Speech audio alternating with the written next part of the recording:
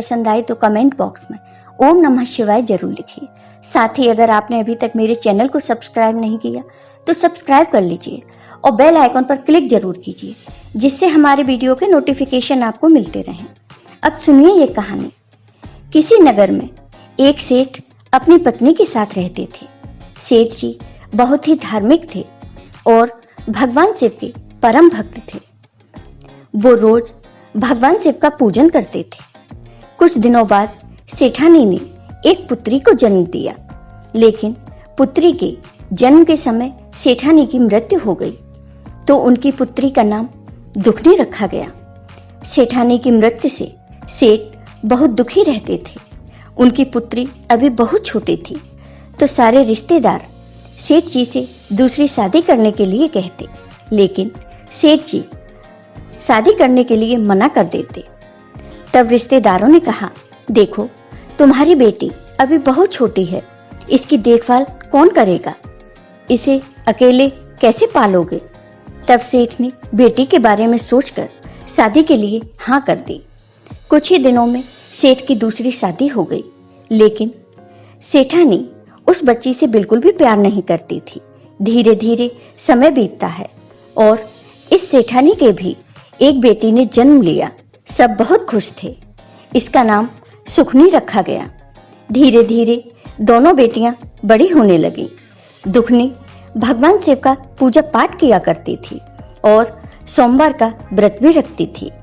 सेठानी दुखनी को बहुत परेशान किया करती थी। उसे ठीक से खाना भी नहीं देती थी। सेठानी दुखनी को रूखी सूखी रोटी देती थी, लेकिन दुखनी चुपचाप सब सहती रहती और भगवान शिव की पूजा करती रहती। जब सेठ की दोनों बेटियां विवाह योग्य हो गईं, तो सेठ ने अपनी दोनों बेटियों के लिए रिश्ता ढूंढना शुरू कर दिया। तब एक दिन सेठानी ने सेठ जी से कहा कि तुम दुखनी के लिए सबसे गरीब लड़का देखना। अगर तुमने ऐसा नहीं किया तो मैं अपनी जान दे दूंगी। सेठ जी ने अपनी पुत्री का विवाह बहुत ही गरीब लड़के से कर दिया और दूसरी पुत्री सुखनी का विवाह एक अमीर घर में कर दिया। सुखनी और दुखनी दोनों बहनें अपनी अपनी ससुराल चली गईं।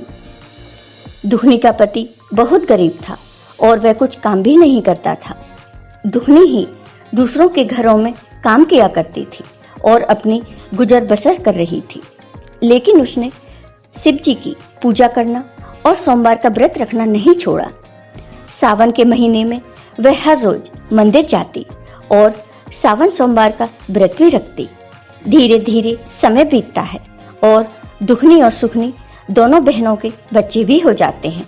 एक बार की बात है, सुखनी अपनी बहन दुखनी के घर आती है और उससे कहती है कि तुम दूसरों के घर में झाड़ू बर्तन करती हो, इससे अच्छा तुम मेरे घर आकर मेरे झाड़ू बर्तन कर दिया करो।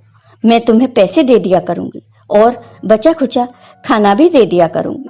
दुखनी मान जाती है और वह अपनी बहन के घर काम करने जाने लगती है। उसकी बहन उसे बासा कुसा खाना दे दिया करती थी। दुखनी वही अपने बच्चों को लाकर खिला देती थी। एक बार की बात है, दिवाली का त्योहार था, तो सबके घर पकवान बनाए जा रहे थे, पूड़ियां बन रही थी। तो दुखनी के बच्चों ने अपनी माँ से कहा, माँ हमें भी अच्छा खाना खाना है, आज त्योहार है। दुखनी ने कहा, बच्चों मैं क्या करूं, कहाँ से लाऊं खाना, तुम्हारे पिताजी तो कुछ करते नहीं हैं। तब बच्चों ने कहा, माँ मौसी के यहाँ से ले आना।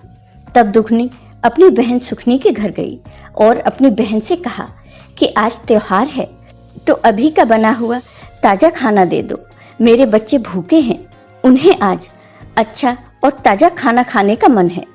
तो सुखनी ने अपनी बहन दुखनी को बहुत डांटा और उसकी बहुत पिटाई लगाई। दुखनी रोते रोते अपने घर आ जाती है। दुखनी को रोता देख उसके बच्चों ने कहा, माँ क्या बात है, तुम तो मौसी के यहाँ गई थी खाना लाने, फिर तुम रो क्यों रही हो। तब दुखनी ने कहा, बेटा तुम्हारी मौसी ने खाना नहीं दिया और मुझे बहुत मारा। फिर दुखनी ने सोचा आज त्योहार है, मैं अपने बच्चों को अच्छा खाना जरूर खिलाऊंगी। फिर वो घर से निकल गई और वन की तरफ जाने लगी। उसने सोचा कुछ लकड़ी तोड़कर लाऊंगी और उन्हें बेचकर बच्चों के लिए खाना ले आऊंगी। चलते चलते दुखनी को एक गाय मिली। वह दर्द से कराह रही थी। वो बच्चे को जन्म देने वाली थी। उसने दुखनी से कहा, बेटी जरा मेरी मदद कर दो, मुझे बहुत दर्द हो रहा है, मेरे पेट पर हाथ फेर दो। दुखनी कहती है, ठीक है माता, मैं आपकी मदद करती हूँ। दुखनी गाय के पेट पर हाथ फेरने लगी और गाय ने आसानी से बच्चे को जन्म दिया। फिर दुखनी आगे बढ़ी। रास्ते में एक नागिन मिली जिसके ऊपर कैंचड़ी थी और वह उससे निकल नहीं पा रही थी। उसे ठीक से कुछ दिखाई भी नहीं दे रहा था। उसने दुखनी से कहा, जरा मेरी मदद कर दो, मुझे बहुत तकलीफ हो रही है, कैंचुरी की वजह से मुझे कुछ दिखाई भी नहीं दे रहा। तो दुखनी नागिन की मदद करती है और नागिन आसानी से कैंचुरी छोड़ देती है। वह दुखनी का धन्यवाद करती है। फिर दुखनी आगे बढ़ जाती है। दुखनी वन में पहुंचती है तो वन माता एक बूढ़ी औरत का भेष बनाकर वहां बैठ जाती हैं और दर्द से कराहने लगती हैं। दुखनी को देखकर बूढ़ी माँ कहती हैं, बेटी जरा मेरी मदद कर दो, मेरे पैरों में बहुत दर्द हो रहा है, तो मेरे पैर दबा दो। दुखनी कहती है, ठीक है माँ जी, मैं आपके पैर दबा देती हूँ। और दुखनी बूढ़ी माँ के पैर दबाने लगती है। फिर कुछ देर बाद दुखनी जाने लगती है तो बूढ़ी माँ कहती है, बेटी मेरे पास एक पोटली है, इसे तुम ले लो। दुखनी पोटली ले लेती है और उसे देखती है। उस पोटली में बहुत सा सोना चांदी था। दुखनी कहती है, माँ ये तो सोना चांदी है। तब बूढ़ी माँ कहती है, तुमने मेरी मदद की है और मैं अब बूढ़ी हो गई हूँ, तो मैं इसका क्या करूँगी, ये तुम ही ले जाओ। और हाँ, ये थैला भी है, इसे भी तुम ले जाओ। दुखनी थैला देखती है तो उसमें दाल, चावल, गेहूं आदि अनाज भरा था। दुखनी बहुत खुश होती है और बूढ़ी माँ को धन्यवाद देकर घर की तरफ जाती है। तो रास्ते में उसे वही नागिन मिलती है। नागिन कहती है कि तुमने मेरी मदद की, इसलिए मैं तुम्हें कुछ देना चाहती हूँ।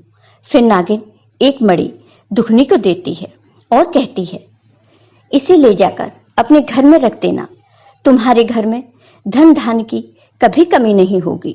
दुखनी मणि लेकर नागिन को धन्यवाद देकर वहां से आगे चलती है तो वही गाय उसे मिलती है। गाय कहती है कि तुमने मेरी मदद की है, अब तुम मुझे अपने घर ले चलो, मैं यहाँ बहुत परेशान हूँ। तो दुखनी उस गाय को और उसके बछड़े को अपने घर ले जाती है और अपने बच्चों को अच्छा भोजन बनाती है और खीर बनाती है। अब दुखनी के घर किसी चीज की कोई कमी नहीं थी। अच्छा घर, दूध, धन सब कुछ था। एक दिन सुखनी ने सोचा कि दुखनी काम पर क्यों नहीं आती, चलकर देखती हूँ। तो सुखनी अपनी बहन के घर आती है और सब देखकर आश्चर्यचकित रह जाती है और दुखनी से कहती है, तुम्हारे पास ये सब कहाँ से आया, तुम मेरे घर काम करने क्यों नहीं आई। तब दुखनी कहती है कि मैंने तो तुम्हारे घर बहुत काम कर लिया, अब तुम मेरे घर काम कर लो। सुखनी बार बार पूछती है कि सच सच बताओ, तुम्हारे पास इतना धन कहाँ से आया। तो दुखनी सारी बात अपनी बहन को बता देती है। तब सुखनी भी गरीब औरत का भेष रखकर वन की तरफ जाती है तो उसे एक शेरनी मिलती है। वह उस पर दहाड़ती है। सुखनी डर जाती है और आगे बढ़ जाती है। आगे वही नागिन सुखनी को मिलती है। नागिन उसे देखकर गुस्से से फुसकार मारती है। दुखनी डरकर फिर भागती है। भागते भागते वह वन में पहुंच जाती है तो वही बूढ़ी माँ मिलती है। वह कहती है, तुम यहाँ कैसे आई, मेरी बिना इजाजत के तुम वन में कैसे आई। और वो गुस्से से सुखनी को डंडे से मारने लगती है। सुखनी वहां से भागती है और भागते भागते अपने घर पहुंच जाती है। घर पहुंचकर सुखनी देखती है कि उसके घर में सब कुछ खत्म हो गया, धन दौलत सब कुछ। अब वह गरीब हो गई, उसके पास कुछ नहीं बचा। फिर वह अपनी बहन दुखनी के घर जाती है और दुखनी से भला बुरा कहने लगती है कि तुम्हारी वजह से मेरा सब कुछ नष्ट हो गया, अब मेरे पास कुछ भी नहीं बचा, तुमने ये क्यों किया। तब भगवान शिव प्रकट होते हैं और कहते हैं, इसमें दुखनी का कोई दोष नहीं है। तुम बहुत घमंडी थी और धनवान होते हुए भी एक भिखारन के रूप धरकर वन में गई, इसलिए वही वन सती माता ने तुम्हारा सारा धन नष्ट कर दिया है। तुमने धन का लालच किया, जिसकी वजह से ये सब हुआ। ये सब कहकर शिव जी वहां से चले गए और सुखनी को भी अपने किए पर बहुत पछतावा हुआ। जय हो भगवान शिव की। ओम नमः शिवाय। आपको ये वीडियो पसंद आया हो तो कमेंट बॉक्स में कमेंट करके जरूर बताइए। साथ ही मेरे वीडियो को ज़्यादा से ज़्यादा शेयर करिए। धन्यवाद।